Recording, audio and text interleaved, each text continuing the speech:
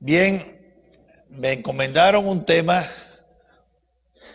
interesante para mí, no sé si para ustedes, con el título de ¿Por qué somos pobres? Se entiende en Iberoamérica o en América Latina, como prefieren otros. Y primero querría aclarar que no siempre hemos sido pobres. 50 años atrás, cuando sus papás estaban gateando, Cuba tenía un nivel de vida superior al de muchos países europeos. Y la Argentina también. Y Uruguay también. Y Venezuela también. Hace 50 años. El ingreso per cápita de Cuba, por ejemplo, era 4 veces el ingreso per cápita de España. Entonces, los países más ricos de nuestra América, que eran Cuba, la Argentina, Uruguay y Venezuela, estos 4, ya no son ricos, ahora son pobres. Fuimos, pero ya no somos. Después hay otros países que nunca han sido ricos, pero que pueden llegar fácilmente a serlo. Bueno, fácilmente, simplemente hacerlo. Y ahí están todos los demás, incluyendo los que fueron ricos y están arruinados. Entre los pobres de entonces, del 59, estaba Chile. Y Chile ahora es el país más rico de América Latina. Y uno que está creciendo mucho y muy rápidamente es Perú, que entonces era también de los pobres. Todavía se puede considerar que parte de los pobres, pero se está saliendo del grupo de los pobres rápidamente.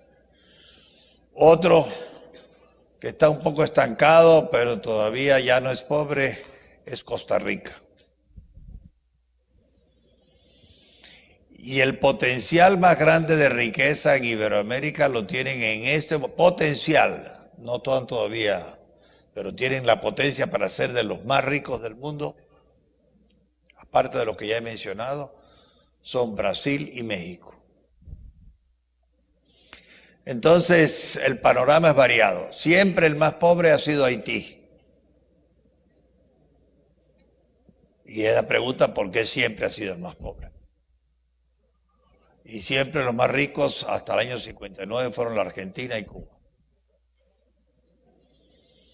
Entonces, ¿por qué somos pobres hoy cuando fuimos ricos ayer? ¿O por qué somos pobres hoy cuando podemos ser muy ricos mañana?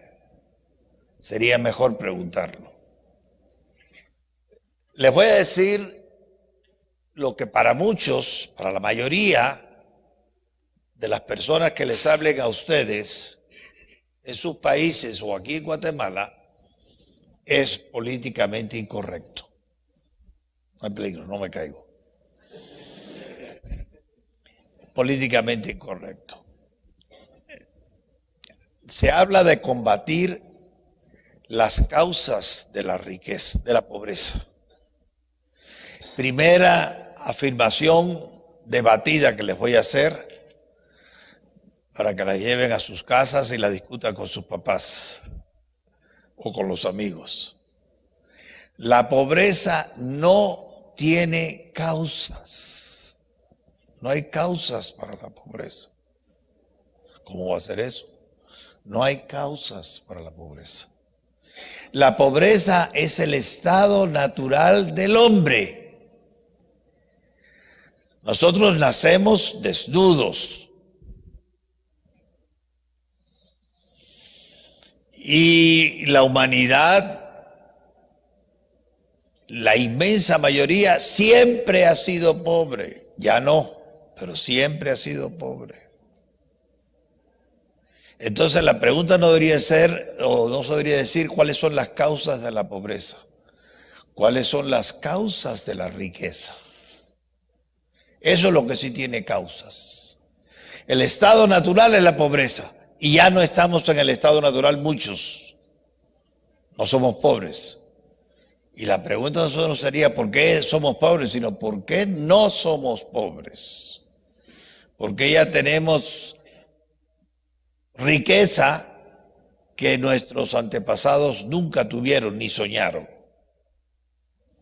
Para aprender de los que se han hecho ricos, también para los que quedan pobres, hacerse ricos y no seguir siendo pobres. Entonces la pobreza no tiene causas, la riqueza sí. Les voy a dar un par de datos nada más, como si estuviéramos en una clase, pero me pueden interrumpir cuando quieran, preguntar lo que quieran y debatir lo que quieran.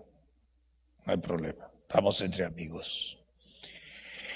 La esperanza media de vida de los hombres y mujeres como nosotros hace 10.000 años, cuando terminó la época glacial y empezó la agricultura, la esperanza media de vida de los hombres y mujeres, media, quiere decir que la mitad moría antes y la otra mitad moría poco después. Hace 10.000 años era 18 años. Quiere decir que ustedes estarían al borde de la muerte ya.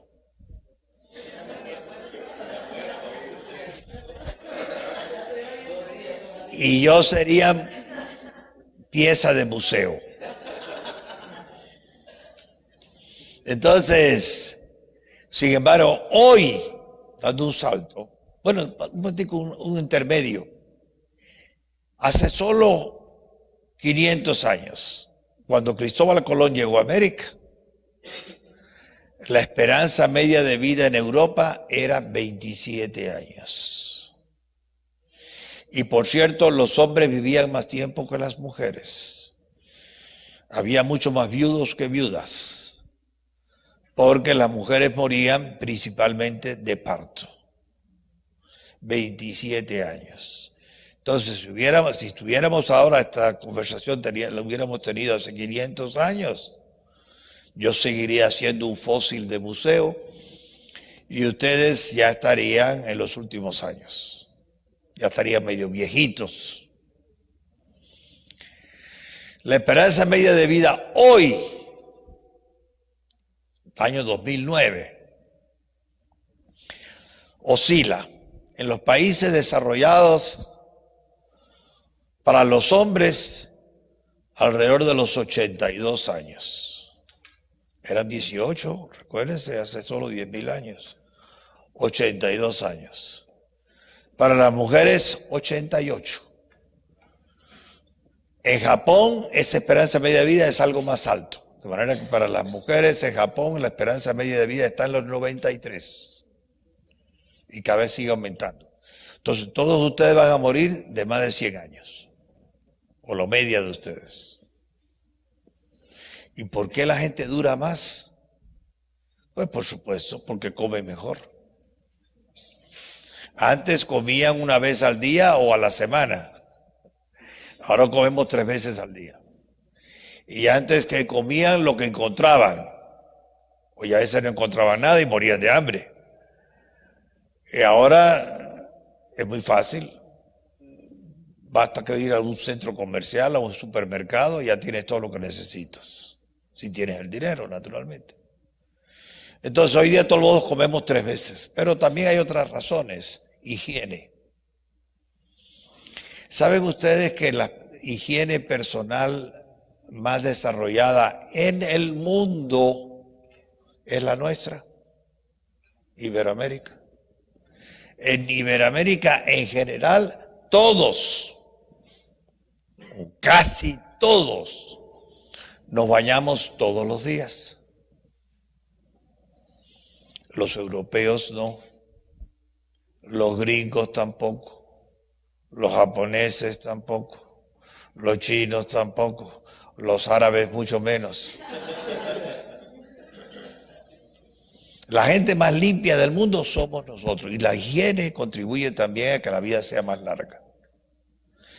Y ya no voy a seguir mucho más porque esto no es una clase de demografía, pero todavía un detallito. Lo que más ha ayudado a la longevidad del hombre hoy día, y de la mujer más que del hombre, un detalle insignificante, hay más viudas que viudos. Y el 60% del capital líquido del mundo está en manos de mujeres, viudas ricas. Viudas ricas. Pero es preferible una que no haya sido casada todavía. Pero volviendo otra vez, vivimos mucho tiempo. ¿Por qué vivimos mucho tiempo? Bueno, iba a decir que ha ayudado mucho a las mujeres a vivir más que los hombres, cuando antes morían primero que los hombres. En la época de sus tatarabuelos, primero morían las mujeres y después los hombres. Ahora es al revés, primero morimos nosotros y después las mujeres. Y yo me alegro de que sea así. Pero lo que ha contribuido mucho es la revolución industrial.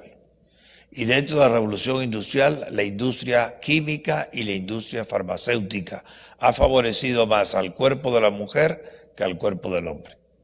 Y ahí termino, porque no quiero aturdirlos con tantos datos que pueden aprender en otros cursos en cualquier universidad.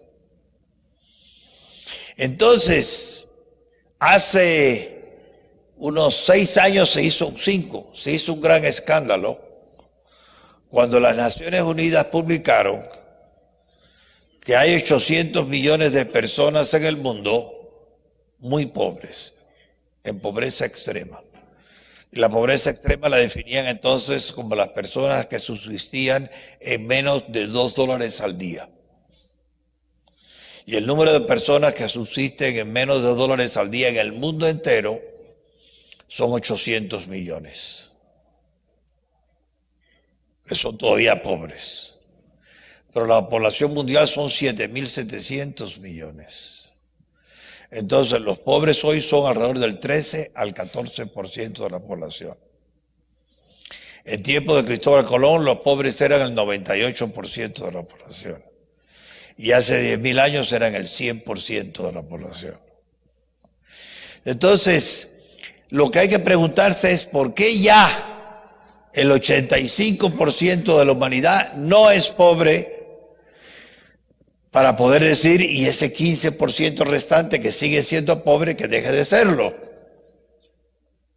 Entonces lo que hay que preguntar es por qué se crea riqueza. La pobreza no hay que crearla, está, es nuestro estado natural. Lo que hay que explicarnos es cómo es que ya no somos pobres todos. Ninguno de ustedes tiene tiene cara de haber ayunado la última semana. Entonces no son pobres. Es más, les voy a decir una cosa. Si ustedes se comparan con el rey Luis XIV de Francia, el que construyó el Palacio del Versalles, con 4.000 habitaciones, y rey, ustedes son más ricos cada uno de ustedes que él.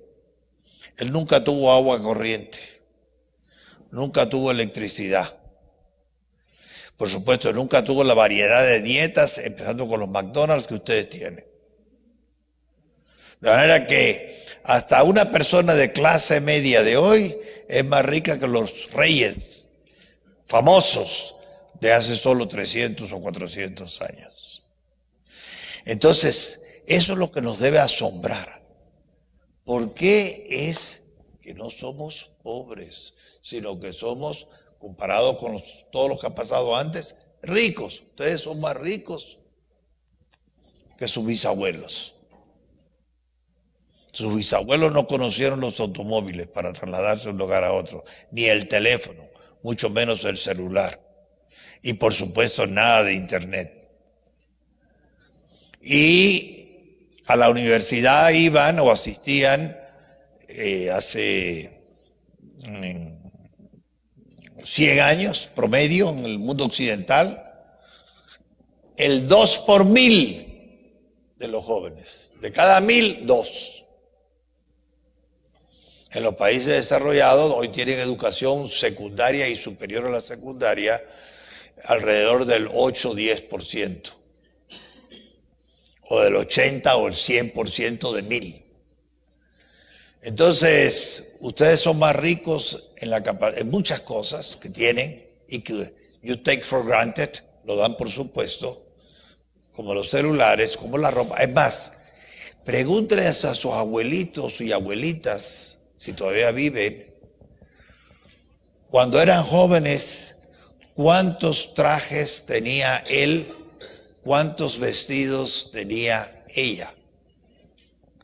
Y se van a quedar asombrados cuando les conteste que él tendría, a la edad que están ustedes, su abuelo o bisabuelo, a la edad en que ustedes están ahora, tenía tal vez 2 trajes, 2 pantalones, 3 camisas.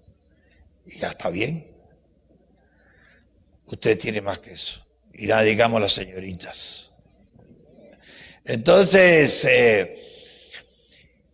de lo que hay que asombrarse y preguntarse es por qué no somos pobres. Nuestro estado natural es ser pobre. Entonces, los políticos que ganan votos hablando bonito sobre los pobres, pero no haciendo nada por ellos, siempre hablan de que hay que combatir a la pobreza y sacar a los pobres de la pobreza.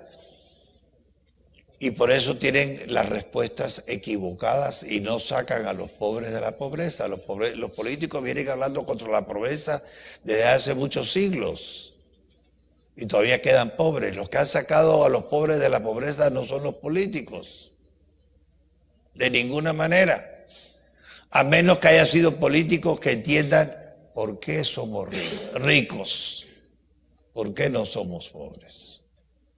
¿Me he explicado ese punto? ¿Está claro? Bueno, entonces ahora, ¿por qué somos ricos? ¿Por qué hemos dejado atrás la pobreza? Y ustedes van a vivir mejor que sus padres, con pocas excepciones. Y los hijos de ustedes van a vivir mejor que ustedes, a menos que haya un cataclismo mundial, un meteorito que choque o algo así, una guerra atómica, sabe Dios. Y sus nietos van a vivir mejor que sus hijos.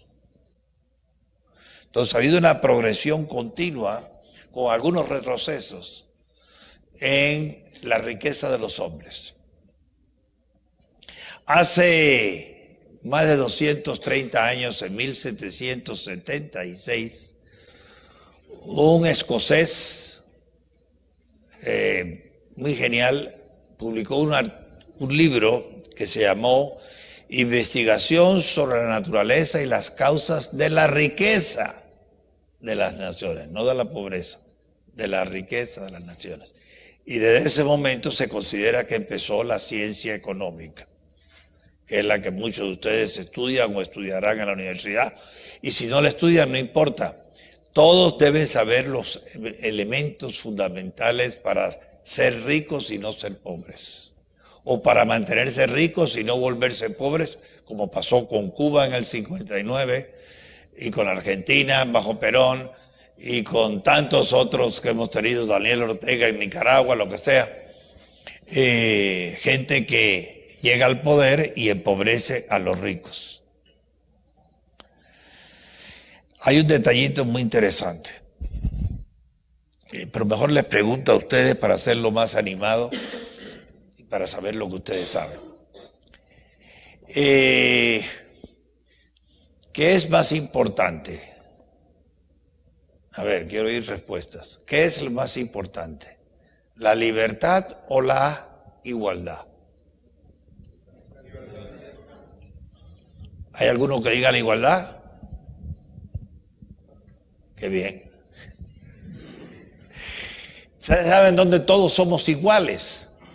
Absolutamente iguales, por fin, en el cementerio. La vida es desigual. Unos somos melenudos y otros somos calvos y otros son calvos. Mira qué bien bonita melena tengo yo. Unos somos sanos y otros más enfermizos. Unos somos más listos, otros somos más tontos.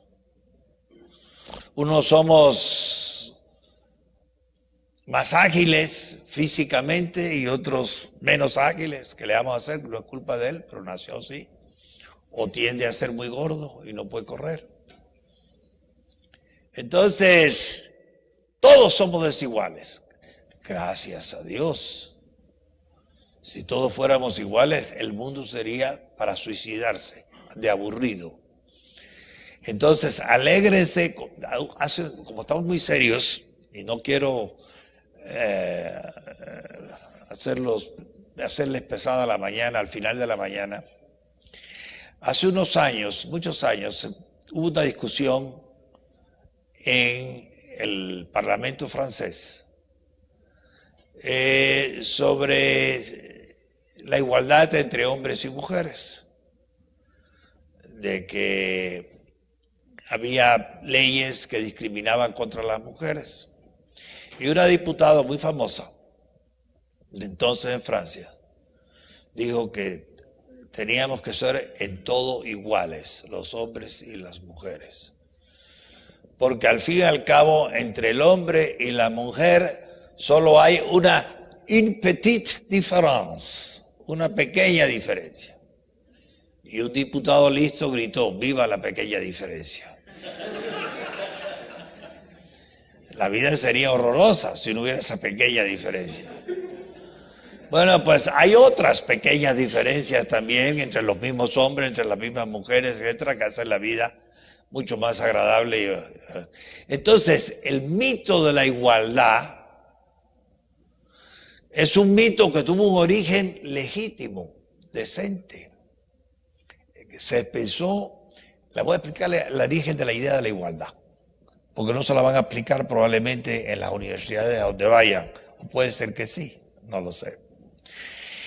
Pero los hombres hemos sido muy desiguales, excesivamente desiguales, por ejemplo, cuando había amos y esclavos.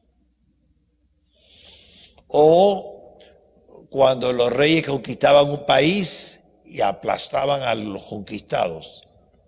Generalmente mataban a los hombres y se tomaban las mujeres para sus harenes. Bueno, las mujeres sobrevivían, pero los hombres no. Luego le cortaban la cabeza a los vencedores. Había mucha desigualdad. Los primeros que pensaron que todos los hombres somos iguales en la naturaleza fueron los romanos, de una filosofía que se llamaba estoica. El por qué no lo voy a explicar porque esto tampoco es una clase de filosofía. Pero primero, y eso fue en el año 200 antes de Cristo. El concepto de igualdad se amplió, no solamente de que todos los hombres somos en la naturaleza iguales, aunque seamos esclavos y seamos amos, seguimos siendo iguales en la naturaleza. Sentimos lo mismo, pensamos lo mismo, tenemos habilidades intelectuales las mismas, más o menos. El siguiente aporte a la idea de la igualdad la hizo el cristianismo. Todos los hombres y mujeres, independientemente de su estatus social, son iguales ante Dios. Entonces tenemos igualdad de la naturaleza, por los estoicos romanos, igualdad ante Dios por el cristianismo. Hombres y mujeres, todos somos iguales. Ricos y pobres, todos somos blancos y negros, todos somos iguales ante Dios, pero no ante los hombres. La primera vez que surgió la idea de que todos somos iguales, no solamente ante Dios y por naturaleza, sino algo más de lo que voy a decir, surgió en Inglaterra, en el siglo XVII. El concepto de igualdad que surgió en Inglaterra con unos antecedentes muy complejos de 400 años, pero bueno, el concepto de igualdad que desarrollaron los ingleses en el siglo XVII fue: todos somos o debemos ser iguales ante la ley. Entonces, los romanos iguales en naturaleza, los cristianos iguales ante Dios, los ingleses iguales ante la ley. ¿Y qué se entiende por igualdad ante la ley? De que todos debemos pagar las mismas penas por los mismos crímenes, las mismas sanciones. Antes de esa época, ustedes no lo creerán, si yo mataba a un infeliz, pero era conde, lo más que me podría decir es un regaño, no lo vuelvas a hacer. Si yo mataba a un infeliz y era otro infeliz como el otro, me ahorcaban. Entonces las sanciones, las penas eran diferentes según el estatus social. Los ingleses fueron los primeros que dijeron, olvidémonos de eso. Vamos a ser todos iguales también ante la ley. El que mata, el que roba o el que miente, sea el príncipe tal o sea el fulano más cual, todos pagan igual, con la misma pena de prisión o de multa o lo que sea. Entonces, esa igualdad es legítima. Igualdad de la naturaleza, igualdad ante Dios, igualdad ante la ley. Pero en el siglo XVIII, en la Revolución Francesa y poco más tarde después, los llamados socialistas, de todo tipo que hay, dijeron, no, pero no basta con ser iguales ante la ley, iguales a la naturaleza, iguales ante Dios. Tenemos que ser iguales de logros. O sea, que todos tengamos más o menos el mismo ingreso, que todos tenemos más o menos el mismo tipo de casa, que todos tenemos más o menos la misma marca de auto, que todos tengamos más o menos 5 pantalones los hombres y 35 blusas y faldas las mujeres. Bueno, entonces, logros. Esa es la igualdad que empobrece. Esa es la igualdad que empobrece. ¿Y por qué esa igualdad va a empobrecer? Si al fin y al cabo todos vamos a tener lo mismo. No tendría por qué ser pobres. Todos tendremos, pero muchos pantalones, muchas camisas, muchas blusas, muchas faldas, muchas no sé qué, relojes, muchas pastas de dientes, lo que fuera. Entonces, ¿por qué va a ser necesariamente la igualdad de logros empobrecedora? Por una sola y principal razón. Porque para que todos seamos iguales en lo que consumimos, en lo que usamos, en cómo nos vestimos, en las casas que tengamos, que es lo que se ha tratado de lograr, para que todos seamos iguales hay que suprimir la libertad. Se han hecho muchos intentos de igualar a todo el mundo. Muchos. Porque a quién no le da pena ver a la gente en los barrios marginales. A quién no le da pena ver un niño pidiendo limosna. A quién no le da pena ver una mujer que no puede pagar las medicinas de sus hijos. A quién no le da pena a un hombre que esté sin pierna y no puede tener tratamiento médico como los demás porque no tiene dinero. A quién no le da pena el sufrimiento ajeno. Bueno, a menos que sea un monstruo, todo el mundo se compadece y quisiera que eso desapareciera. Y hay que hacer algo para ayudar a esa gente. Pero no hacernos iguales. ¿Por qué? Miren, les voy a dar un ejemplo, porque ustedes son muy jóvenes. Estoy partiendo de ese supuesto, que ustedes son muy jóvenes. Yo soy más joven que ustedes, pero tengo más experiencia de juventud. En Camboya, entre los años 75 y 79, apúntenlo si quieren las fechas, porque eso lo pueden confirmar en Wikipedia o en cualquier sitio, donde quieran. Eso no es inventado. Entre 1975 y 1979 hubo un gobierno comunista que se llama popularmente los Khmers Rouge. Khmers es el pueblo de los cambodianos en su lengua. Rouge es francés, rojo, comunista, porque Camboya era colonia francesa y el idioma oficial era francés. Bueno, Khmer Rouge. 4 años gobernaron. Y hicieron el intento más heroico que se ha hecho para igualar a todos. ¿Sabe cómo lo hicieron?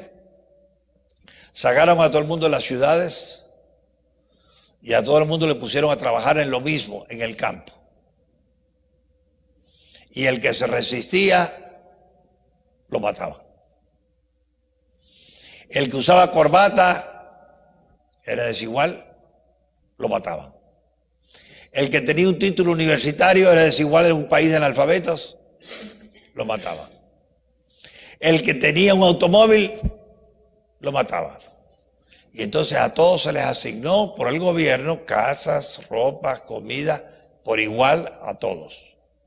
entre 1975 y 1970. Eso está documentado. Es más, hay un libro y una película también. Se dice sobre el libro, por lo mejor el libro que la película. El autor se me olvidó, es un periodista, pero se llama The Killing Fields. Diríamos los campos de matanza sobre Camboya. ¿Todo para qué? Para lograr la igualdad de todos. Y en 4 años exterminaron a la tercera parte de la población. Tenían 6 millones de habitantes, mataron a 2 millones. En 4 años. Si hubiera durado otros 4 años, ya no queda ningún cambodiano. Excepto el último asesino, que tal vez no se suicida al final.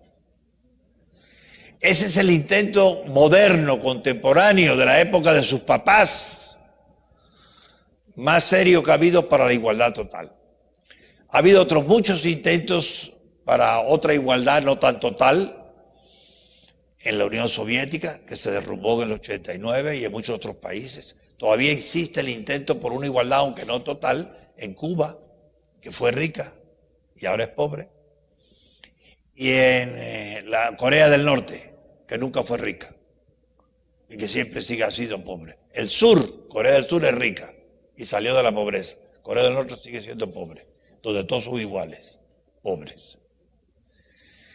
Por eso les dije que la igualdad más completa que existe, la ideal y la perfecta, es el cementerio. Mientras haya vida, habrá desigualdad. Ahora, si matas, todos somos iguales. ¿Y por qué de nuevo? Porque lo que mantiene al hombre en vida es ser libre. Si yo no soy libre y dependo de la buena voluntad del otro, y el otro está de mal humor hoy, me liquida. Punto. Ahora, ¿y por qué? ¿Cómo puedo yo llegar a no ser libre? Esto que yo les voy a decir ahora, probablemente nunca lo oigan, porque se dice en pocas partes, por poca gente. Y yo se los digo para que lo comuniquen a quien quieran y tengan argumentos para responderles. Eso es muy importante. Entonces, si yo no soy libre, mi vida está en peligro, como lo eran los esclavos. Me faltaste el respeto, denle 30 azotes, ¿sí? Pero si le das azote, está delicado de salud, se va a morir, que se muera. Es más, ustedes son jovencitos, pero yo sí viví indirectamente la experiencia de los campos de concentración de los alemanes nazis. Yo estudié en Alemania y he visto algunos de los campos de concentración. En los campos de concentración en Alemania, la esperanza media de vida del que ponían a trabajar en el campo era 6 meses. Y a los 6 meses había muerto por los maltratos y el hambre. Pero antes de llegar al trabajo, otros muchos que no podían trabajar eran mandados directamente a las cámaras de gas, entre ellos niños. 1 millón de niños murieron en las cámaras de gas. 12 millones en total. 6 millones de judíos, 6 millones de no judíos. Igual se calcula que en los campos de concentración de la Unión Soviética murieron alrededor de 35 millones de personas de Stalin. Bueno, ¿y por qué esa gente moría como moscas? Entraban al campamento y a los meses ya estaban muertos. Bueno, primero, no tenían libertad. Eran esclavos. Pero ahora viene la pregunta, ¿y por qué no tenían libertad? Y la respuesta que les voy a dar la someto para que ustedes la discutan entre ustedes mismos, con los conocimientos que tengan y la capacidad de razonamiento que tengan. No tenían libertad porque no tenían propiedad, ninguna propiedad. No tenían nada con qué defenderse. Ha habido esclavos en el mundo toda la vida. Toda la vida.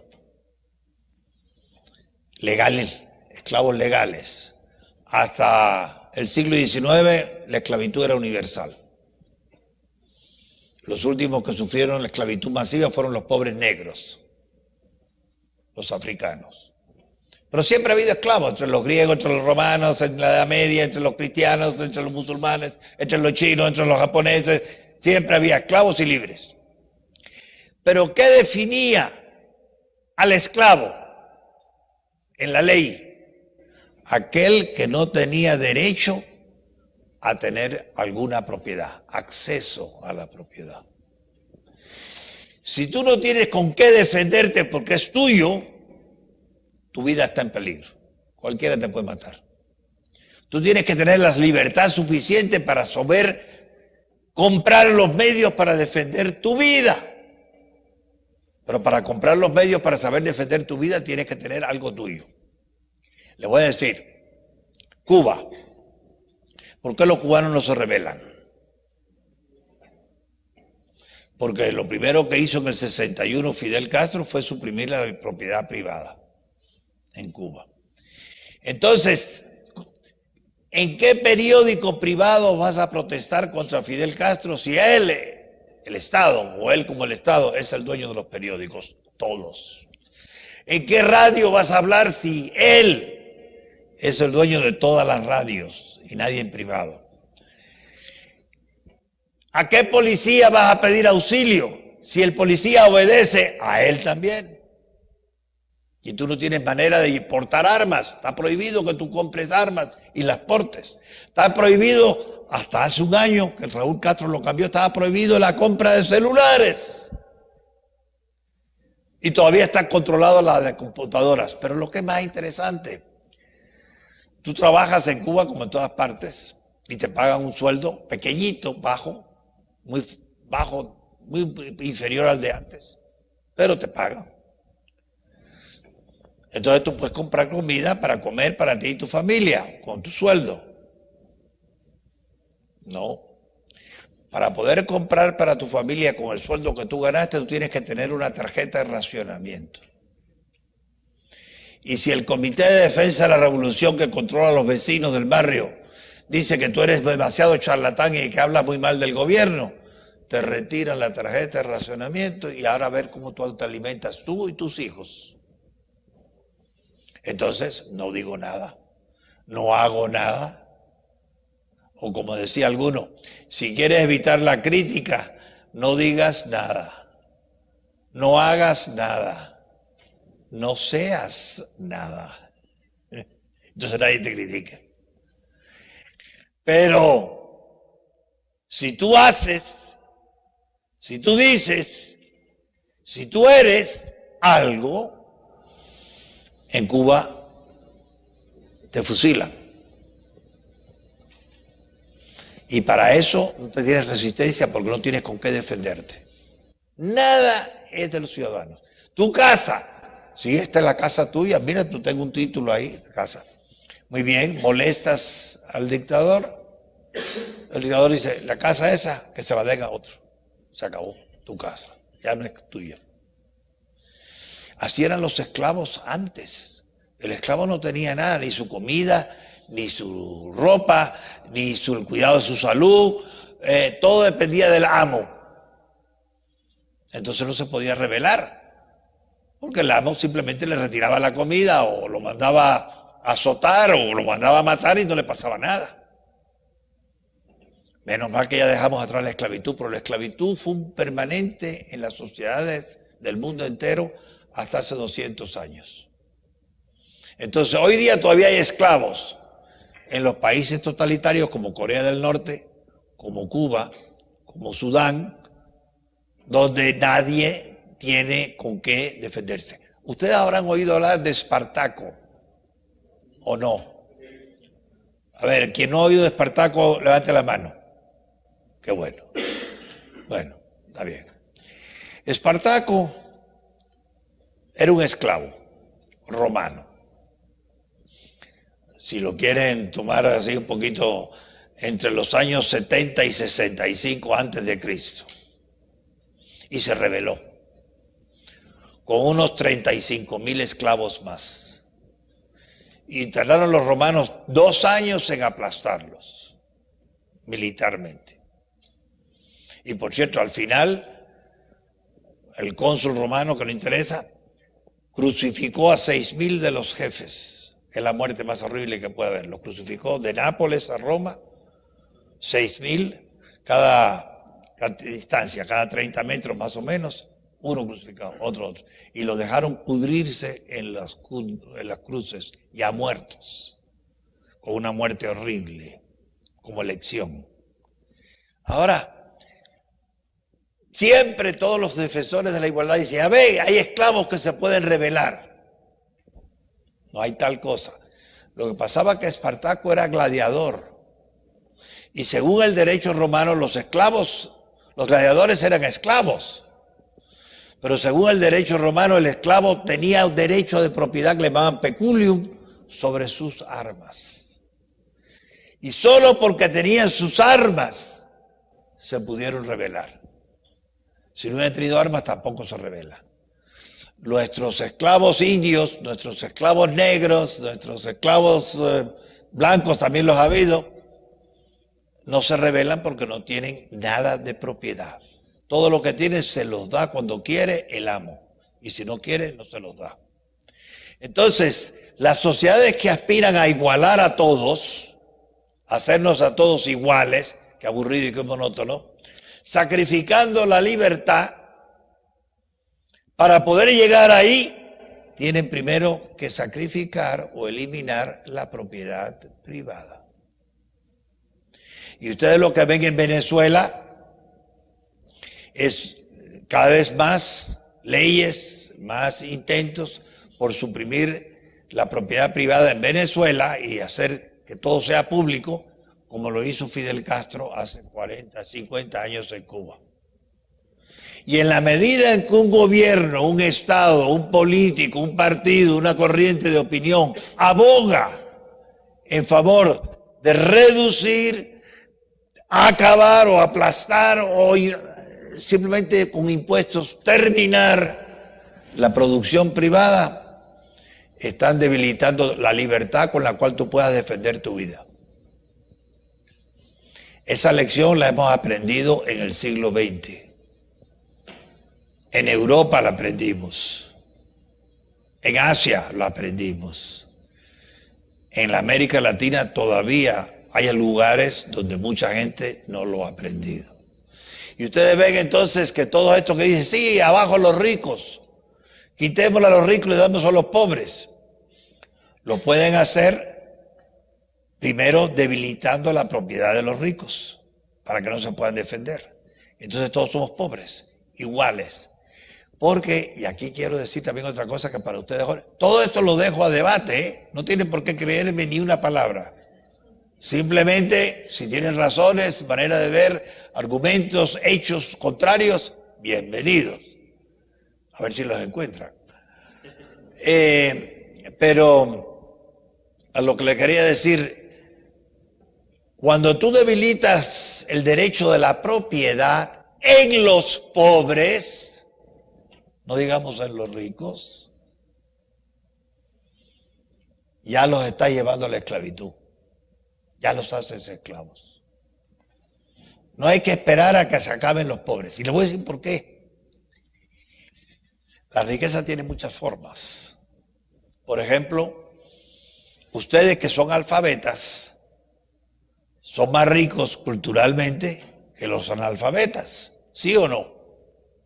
El saber es una riqueza. Se dice que estamos en la época de la información. Bueno, la información es una riqueza. El mejor informado sabe el mejor camino que el que no está tan bien informado. El saber es riqueza. Ustedes, oyéndome a mí o a cualquier profesor, se están enriqueciendo.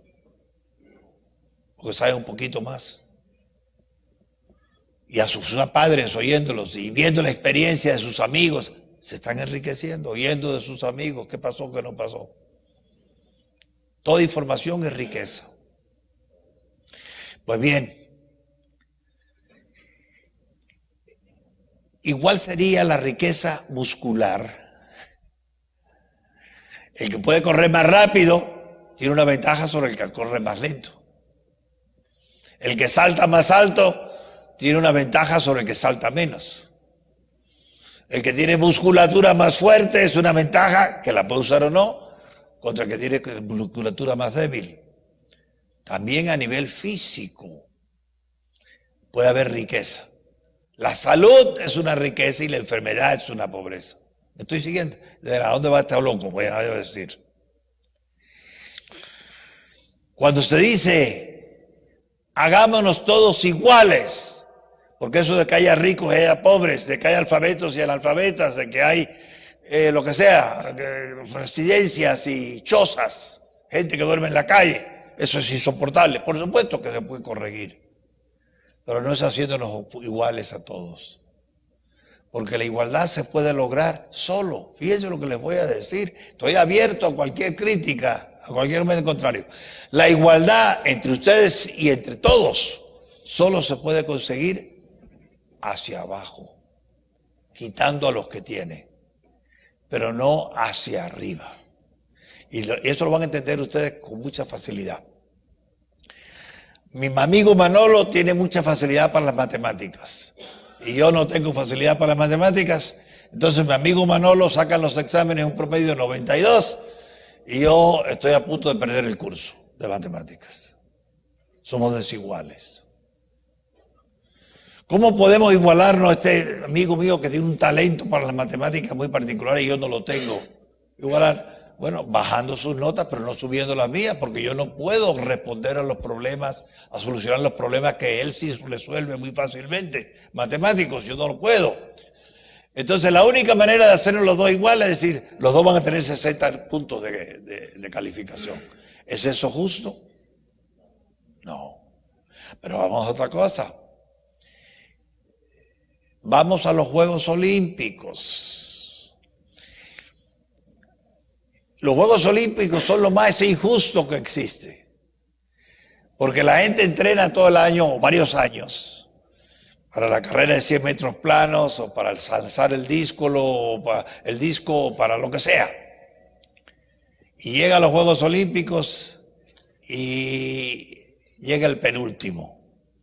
Qué desesperante después de tantos años de esfuerzo, de austeridad, de sacrificar fiestas, diversiones, comida que me gusta y todo para poder estar en forma y no llego. Y en cambio aquel otro que me cae muy mal sacó la medalla de plata y el otro que me cae peor, la de oro. Y nada, digamos, el bronce. Bueno, entonces, eso es una injusticia. Bueno, vamos a hacerlos todos iguales para que nadie sufra en los Juegos Olímpicos. Pongamos la carrera de 100 metros planos. Todo el mundo sale al mismo momento. Ahí somos iguales, a la misma hora. ¡Pum! El disparo, sale todo el mundo. Todo el mundo recorre la misma distancia. Son 100 metros planos. Somos iguales. Todos se tienen que meter dentro de su carril y nadie le puede dar un traspiés al de al lado o una zancadilla para que se choque. No, todo el mundo igual. Entonces, pero no llega iguales toda la meta. Bueno, vamos a hacer una cosa. El primero que llega 5 metros antes de la meta, le decimos, un momentito. El segundo, espera también. El tercero, cuando ya están los 18 a 1 metro o 5 metros de la meta, ahora todos iguales llegan a la meta. Y todos llegan al mismo momento. Eso es justicia. Eso es justicia. Hemos rebajado a los más ricos, que son los más veloces, a los más lentos, que son los más pobres. Y entonces hacemos justicia. Esto lo tomo como ejemplo para ilustrar que si tú quieres igualar a la gente, tienes que hacerlo a la fuerza y hacia abajo. Nunca hacia arriba. No puede ser. Hacia arriba solo puede la gente lograr riqueza si es libre. Si tiene acceso al derecho de propiedad. Entonces sí. Si no, no. Bueno, la pregunta era, ¿y por qué somos pobres en América? Bueno, hemos sido ricos cuando hemos aceptado ser desiguales y que lo que se logre cada uno sea producto de su esfuerzo libre y de la propiedad que pudo acumular libremente. En la medida en que los gobiernos nuestros han frenado y siguen frenando la actividad libre de los hombres, quitándoles la propiedad para que no puedan ser tan libres, nos hemos empobrecido. O sea, no es solo cuestión de que nunca hemos sido ricos, siempre fuimos pobres. No, señor. Hemos sido ricos muchas veces. Pero vienen entonces los políticos y dicen, no, vamos a redistribuirlo para hacerlo todo el mundo igual. Eso empobrece. Entonces, el carácter para aceptar que si yo quiero ser próspero, que si yo quiero ser rico como aquel, y como el otro, y como el de más allá, yo tengo que lograrlo por mi propio esfuerzo, con mis propios medios, libremente. Ese carácter se ha debilitado en nuestra América. Y en la medida que se ha debilitado nuestra América, volvemos a ser pobres. Los políticos nos debilitan el carácter. No hay, les voy a poner de otra manera para que lo entiendan, y si no me entienden, por favor pregúntenme, no hay problema. No hay mejor manera de crear riqueza que competir libremente por crear riqueza. Competir libremente, igual que ustedes compiten por notas en la escuela, igual que ustedes compiten por medallas en los deportes, igual que ustedes compiten los varones entre sí por ganarse a la muchacha de la cual dos están enamorados. Y por supuesto las muchachas también compiten entre sí para atraerse los varones que tal vez el que más está de ella enamorada. Bueno, todos estamos compitiendo pacíficamente, con respeto para las reglas del juego, con cariño para los adversarios en la competencia, pero tenemos que competir. Bueno, pero los resultados van a ser iguales. Pues claro, van a ser iguales. Esta rubita preciosa que tengo yo delante, me quiero casar con ella. Pero da la casualidad que es novia de este señor que llegó primero y me sacó a mí del juego. Bueno, ¿qué le vamos a hacer? ¿Qué le vamos a hacer? No la vamos a forzar a ella a aceptar a este buen mozo. Vamos a pensar. Excelente. Tiene personalidad la muchacha. Bueno, pues te voy a proponer matrimonio. Entonces,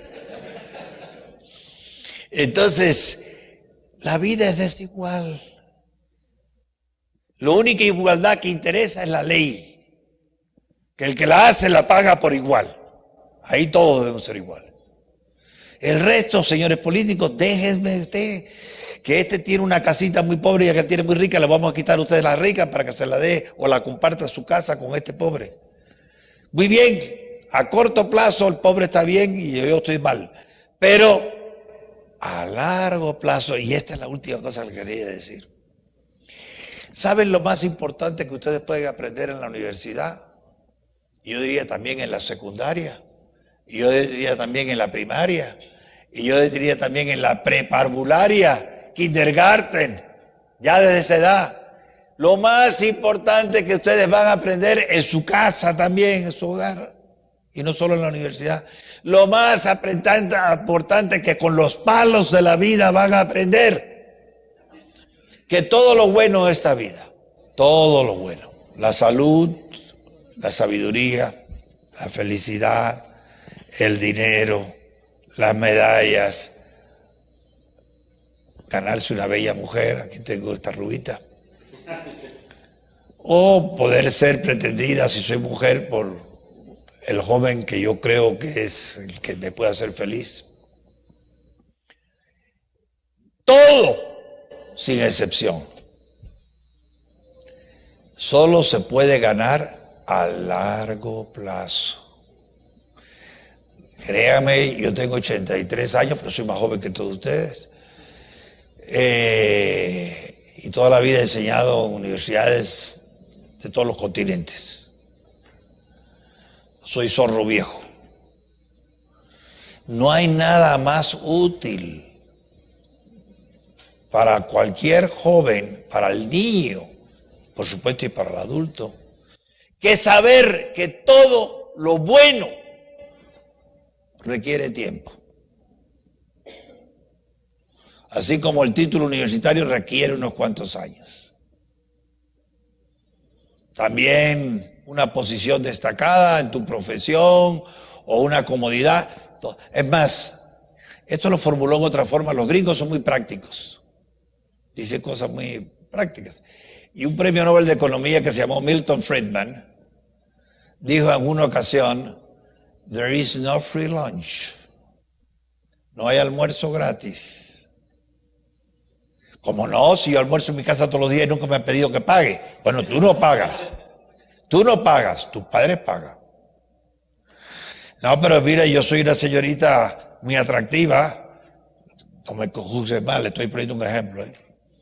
Una señorita muy atractiva y mi novio me invita a un buen restaurante a cada rato, a un buen espectáculo y yo no pago nada.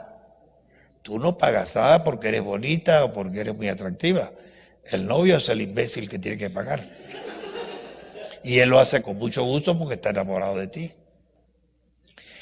Entonces, si alguien recibe algo gratis es por amor. Pero alguien lo tiene que pagar. La educación también, el traje que tienen ustedes también, todo lo que ustedes tienen, los zapatos, la camisa, el estar aquí, alguien lo paga. No son ustedes, gracias a Dios, porque todo hay edad para todo. Yo también recibí gratis la mayor parte de mi vida, muchas cosas. De mis padres y de seres que me quieren. Bueno, pero alguien tiene que pagar. Pues bien, para cualquier riqueza, para cualquier aprendizaje, tú tienes que pagar lo muy menos en años, en tiempo. La riqueza más escasa, la más valiosa, es el tiempo. Tú tienes que sacrificar tiempo para llegar a ser lo que tú quieres ser. Es que yo quiero ser la rival de Nicole Kidman en Hollywood. Lo puedes lograr, pero te va a llevar años y esfuerzos. Es que yo quiero ser el competidor Bill Gates en comunicaciones. Lo puedes llegar a hacer o acercarte, pero te va a llevar tiempo. Es que yo soy muy estudioso y quiero dejar atrás a Albert Einstein como un enano intelectual. Quizás lo puedas, pero te va a dar muchísimos años, tal vez siglos. Entonces, la riqueza, el salir de la pobreza, el destacar, supone largo plazo. Y ahora digo otra cosa. Cuando se cansen me levantan la mano y me voy. Les digo otra cosa sobre esto del largo plazo. Esperar cuesta, ser paciente cuesta, pero no hay otra forma para lograr lo que tú quieres. Toda la gente, menos los ladrones, menos los narcotraficantes, que obtienen su riqueza de manera ilegal. Todas las personas que honradamente logran lo que tienen en la vida, y aún los ladrones tienen algunas cosas que logran honradamente, como puede ser el amor. Todo lo que se logra honradamente y que supone tiempo es lo que le da sentido a nuestras vidas. Nos puede dar sentido a nuestras vidas muchas cosas. La profesión que yo tengo, un hijo puede dar sentido a la vida, o un amor por un enfermo, una empresa que quiero montar, o una patria, o lo que sea. Todo esto supone mucho tiempo que cuesta. Y si no estás convencido de eso, no tendrás el ánimo para tener la paciencia, la tenacidad que se necesita por mucho tiempo para llegar a tener lo que tienes o lo que quieres. O sea, si yo no veo las cosas a largo plazo, aquí en Guatemala se usa una expresión que yo no soy guatemalteco, me hace mucha gracia porque es muy buena. Dice, es fulano, llamarada de Tusa. La llamarada de Tusa es una llamarada muy intensa, pero muy breve. Se entusiasma con todo, pero enseguida me cansé. Ya no sigo. Dejo la carrera, dejo el trabajo, dejo la amistad, dejo lo que sea porque me canso de todo, muy rápido. No sirves para nada. Ahora voy a lo último, lo más debatible. Si un pobre miserable y muerto de hambre logra desarrollar su visión de largo plazo con la ayuda de alguien, sale de la pobreza. Y si un joven como ustedes todos se ven muy sanotes y muy gente buena onda, dicen. Y si uno como ustedes, que tiene lo que necesita para triunfar en la vida, no tiene visión de largo plazo, lo quiere todo a corto plazo, fracasarán. Seguramente fracasarán. No, pero es que yo soy millonario. Mi padre ya me hizo la herencia, ya se murió, me dejó 30 millones. En 30 meses ya no tienes nada. En mi familia lo he visto y en todas partes lo he visto. Gente que recibe muchísimo, que costó muchísimo hacer y lo despilfarra. Y a los pocos años yo tuve un cuñado que le pasó eso. Fue multimillonario y murió pobre. Porque no tenía visión de largo plazo. Es muy fácil perder lo que uno tiene acumulado en poco tiempo.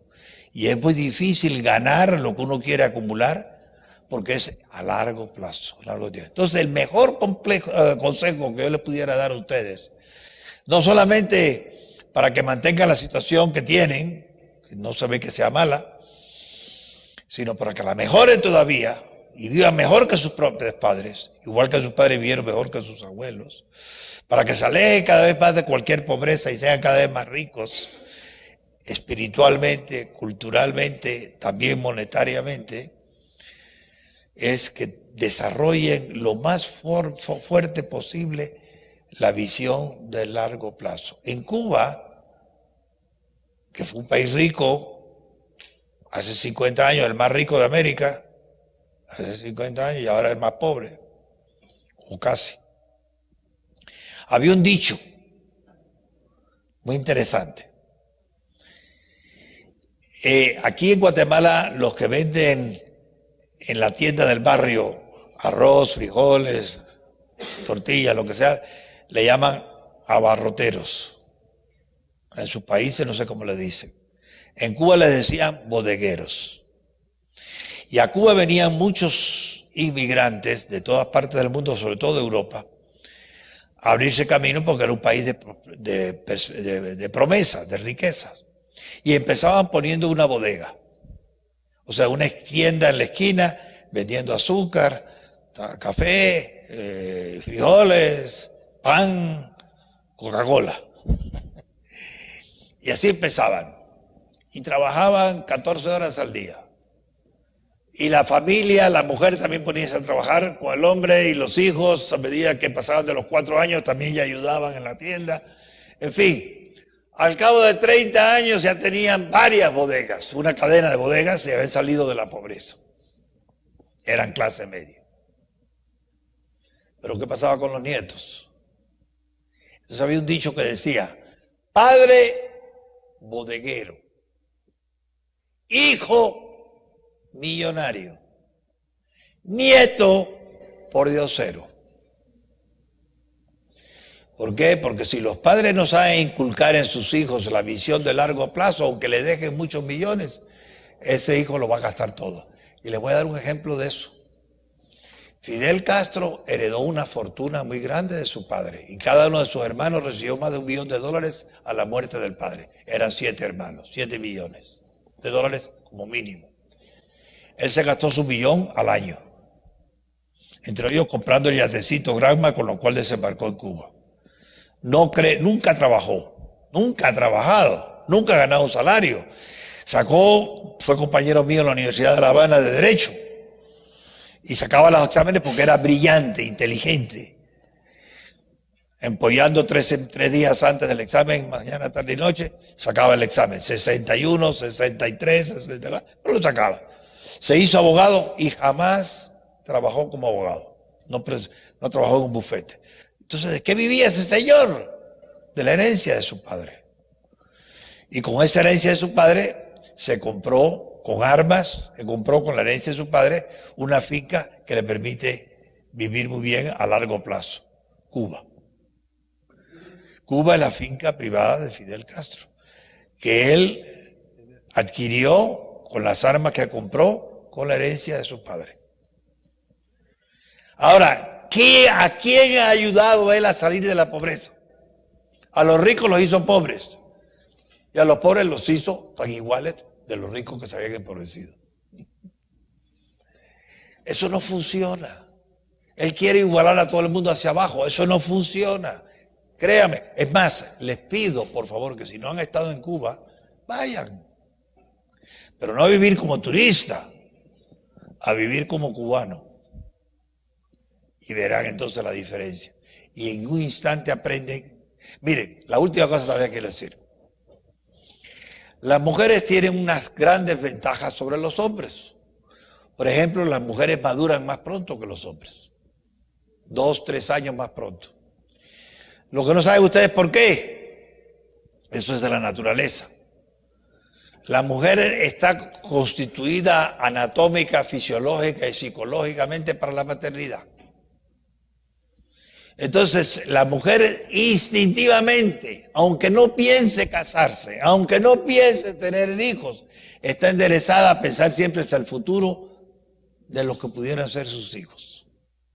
Eso hace que la mujer madure primero que el hombre, porque eso significa visión de largo plazo. Las muchachas desarrollan una visión de largo plazo primero que los varones, que nosotros los muchachos.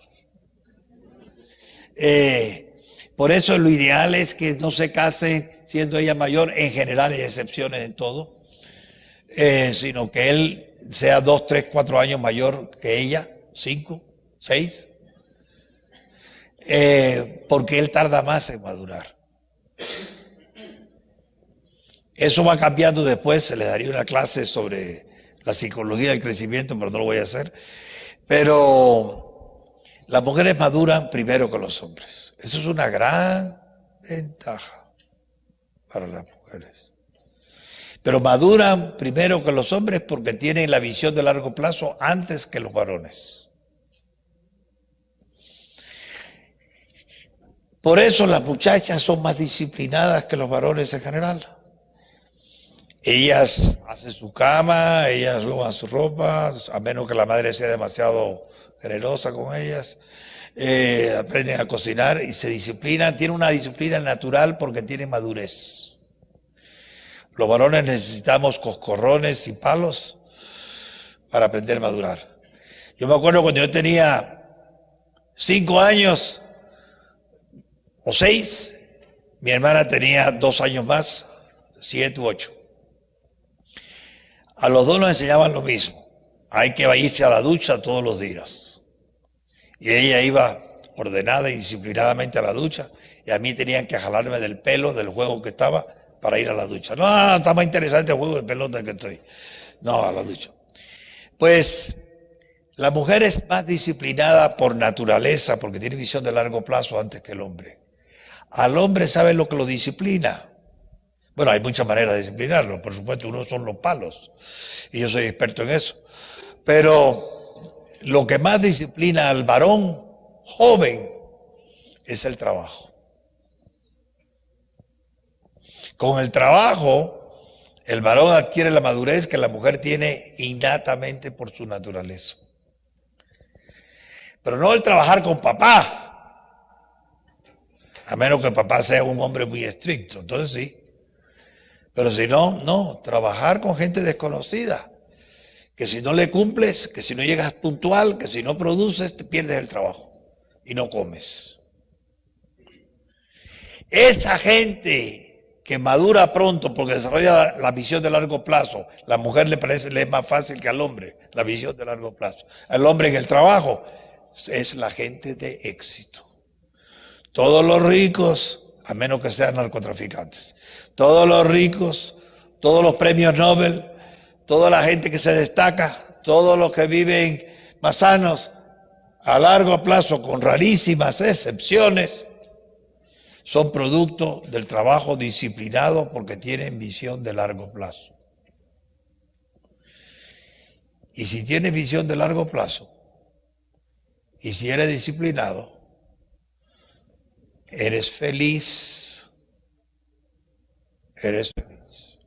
La gente indisciplinada, de visión de corto plazo, siempre se está quejando y no es feliz. Entonces yo les recomiendo que procuren ser disciplinados. Hay muchas cosas que podría decir además, pero no. Y entonces entenderán por qué hay pobres y por qué hay ricos. Vamos a suponer que tú no eres pobre y que tú eres rico. Y no es mérito tuyo porque tú naciste rico. A lo mejor tu padre fue el pobre. Pero con el trabajo disciplinado llegó a ser rico. No, papá ya nació rico, muy bien, fue tu abuelo. No, si mi familia, eso viene de atrás. Bueno, pues tú fuiste abuelo. Ustedes van a Europa, yo viví muchos años allá. Ustedes van a Europa y hay muchas familias ilustres. De todas las familias ilustres, las más ilustres de toda Europa son los reyes, los Habsburgo, los reyes de Austria. ¿Por qué son reyes de Austria? Fueron durante 900 años. Porque hace 900 años hubo un Habsburgo pobre y analfabeta que trabajó disciplinadamente y pasó de pobre salió de la pobreza. Entonces, lección final, la pobreza no tiene causas, la riqueza sí las tiene. Investigue cuáles son. Y ahí me quedo.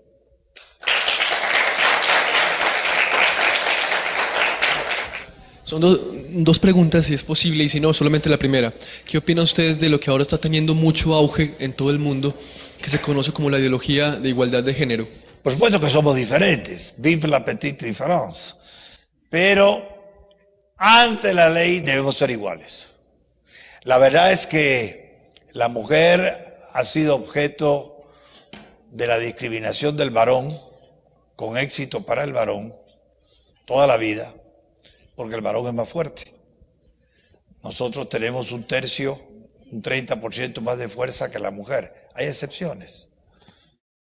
Entonces, en fuerza física bruta, nosotros le ganamos y esa ha sido la norma para imponerse. Ahora, las mujeres no crean que son indefensas tampoco. Pero si el hombre tiene fuerza física, muscular, en lo físico la defensa de la mujer está en la lengua. Hay un detalle muy interesante. En los Estados Unidos hay estadísticas de todo, ¿no? La violencia intrafamiliar se da entre la gente menos educada, porque no pueden verbalizar sus disgustos, no pueden traducirlo a palabras, y entonces lo traducen a los puños. Y ahí sale perdiendo la mujer. Pero a medida que la escala social, el nivel de educación aumenta en ellos y en ellas, la violencia intrafamiliar disminuye. Porque pueden verbalizar sus disgustos, sus diferencias. Entonces las pasan a la lengua y no a los puños. Y esa es donde la mujer es más fuerte. Entonces, a las mujeres les urge ser bien educadas para poder argumentar contra el hombre en las disputas internas, familiares, íntimas. Porque físicamente no. Hay que eliminar por completo el abuso físico del hombre en la familia. El hombre jamás le debe pegar a la mujer. Jamás. No hay razón. Si no la soportas más, vete, pero no le pegues. Mucho menos a los hijos por la madre. O sea, eso es una brutalidad. Sin embargo, es muy frecuente. Inclusive, entre la tradición suní musulmana, se dice que el hombre tiene que educar a la mujer con la vara. Eso es una barbaridad, primitivismo. Entonces, en la medida en que el hombre usa de su fuerza física para someter a la mujer, es un primitivo, un salvaje, regresa en el tiempo, es un pobre. En la medida en que el hombre usa de su argumentación, de su inteligencia, de su retórica, de su lengua, en lugar de los puños, es un hombre civilizado, es un hombre rico, es un hombre avanzado. Pero para que la mujer pueda defenderse verbalmente, tiene que estar también igual de educada. Si la mujer no está educada, no puede defenderse. Y por eso, a medida que bajas tú en la sociedad a los niveles de los analfabetas, hay más abuso físico del hombre de la mujer. A medida que ambos son educados, hombre y mujer, pero sobre todo más la mujer que el hombre, porque la educación de la mujer se suele descuidar, se solía descuidar más que la del hombre.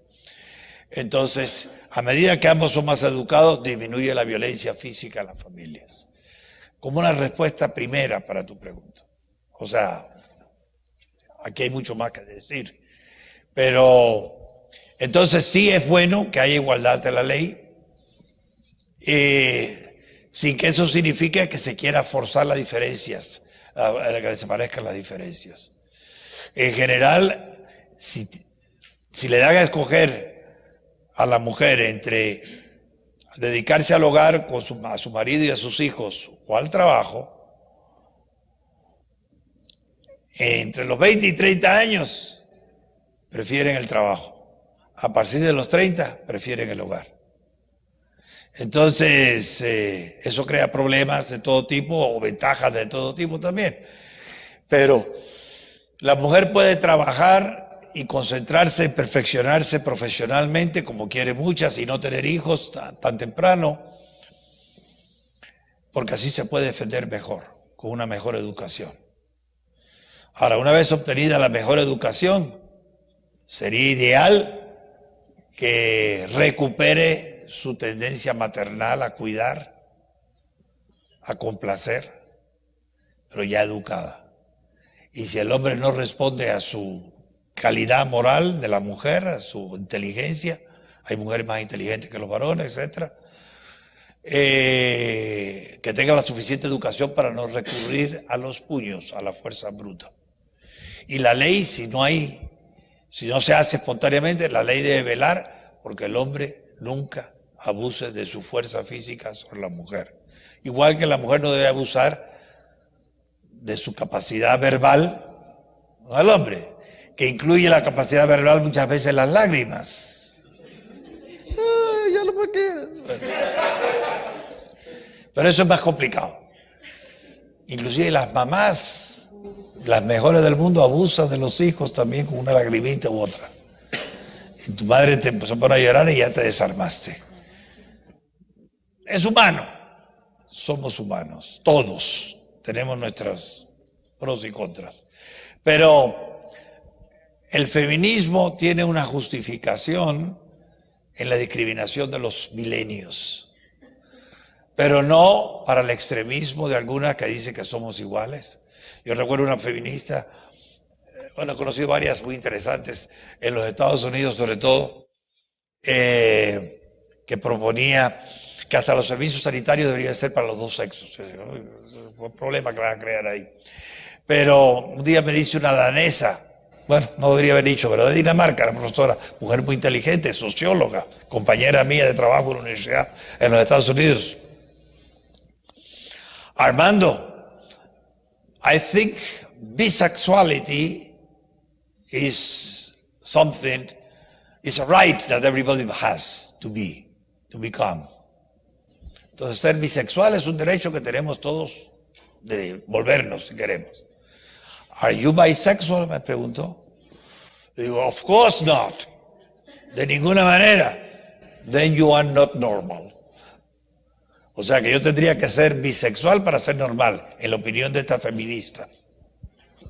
Y yo tendría que ser mujer para algún hombre, ¿va? Esos son extremos que, por supuesto, no le pegué para no abusar de mi fuerza física.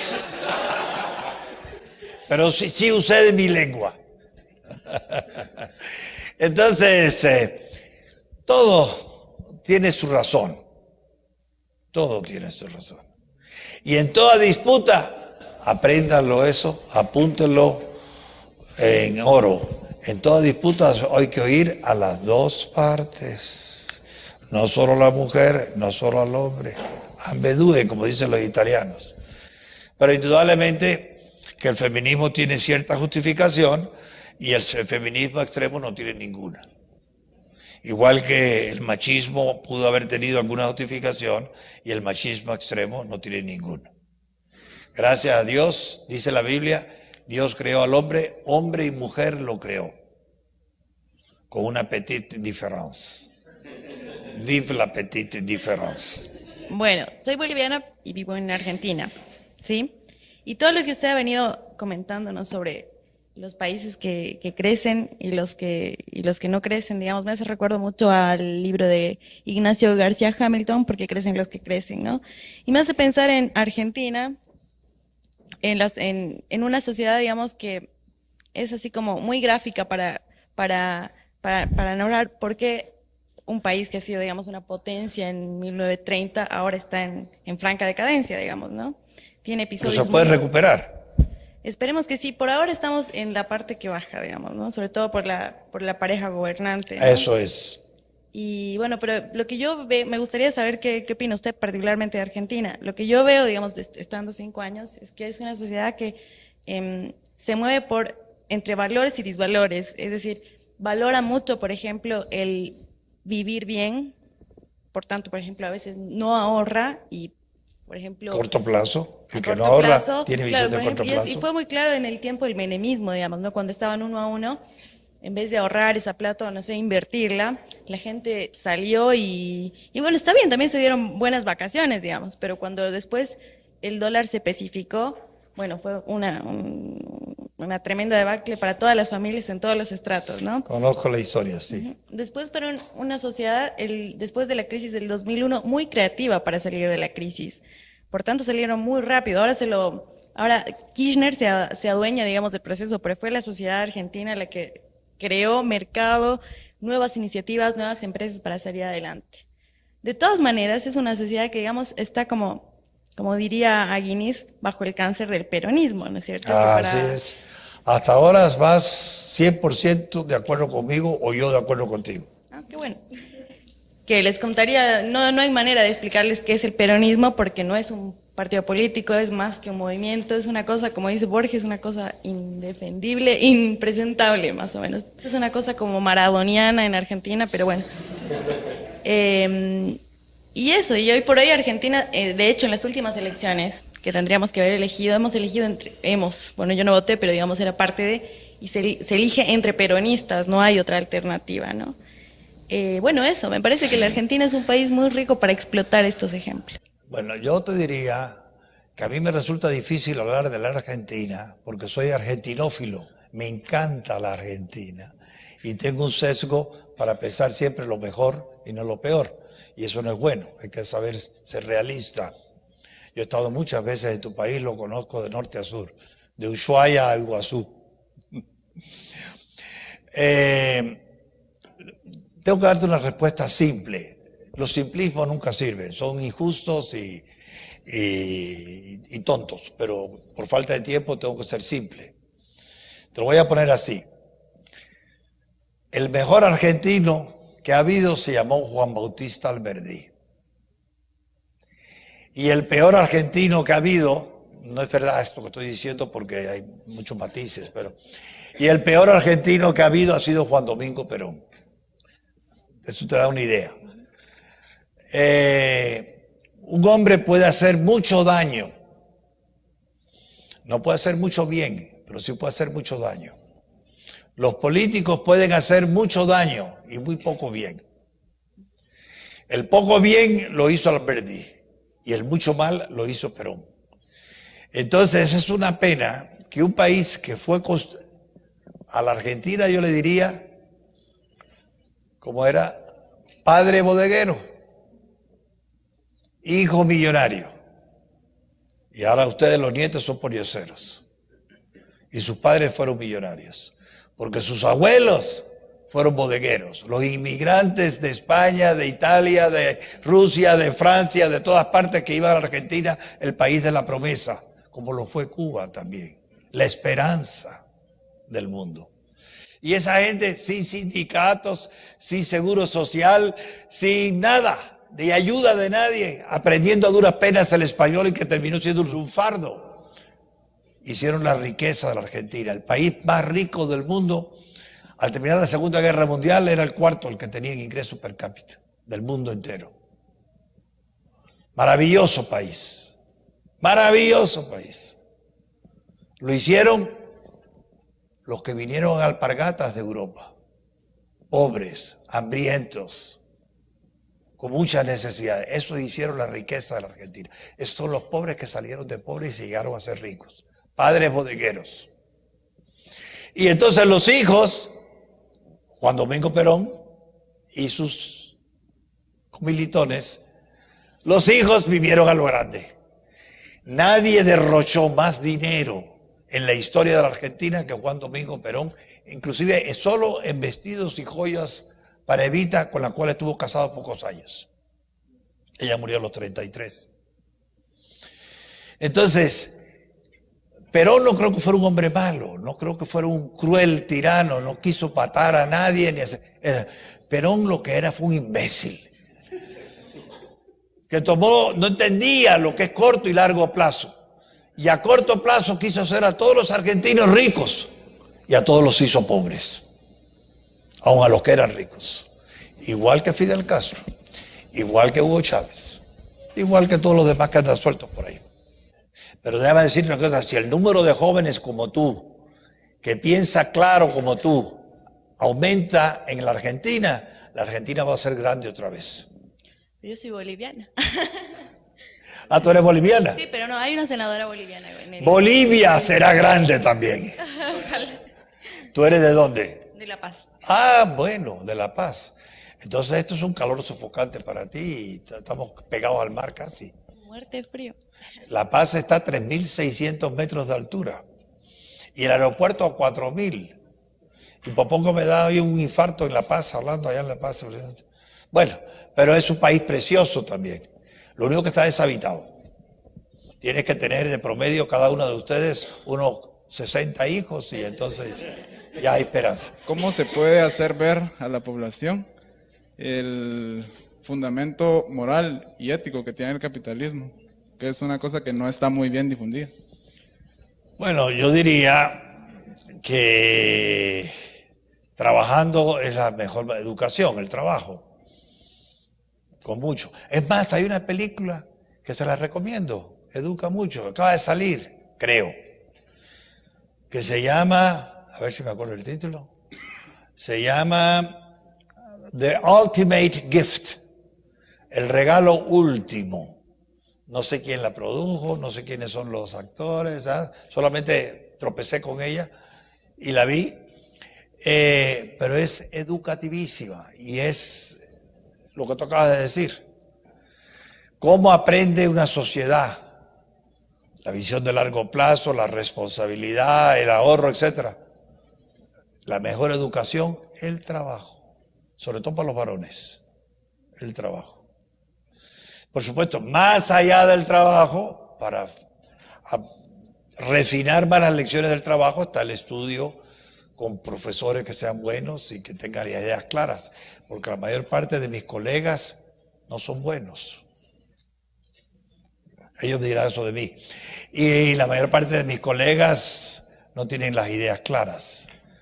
Eso sería una historia muy larga para contar. Pero esa es, digamos, mi conclusión. Entonces, el trabajo, la vida, la lucha, y que te tropieces, Dios lo quiera, con profesores y libros que digan cosas sensatas y no idioteces como nos llega muchas veces de muchos libros. Las venas abiertas de América es una perfecta idiotez. Sin embargo, ha circulado muchísimo en nuestra América. Y así como es. En cambio, hay otros libros como El Otro Sendero, de Hernando de Soto y Enrique Gersi, que educa mucho. Entonces, es una combinación de trabajo y estudio.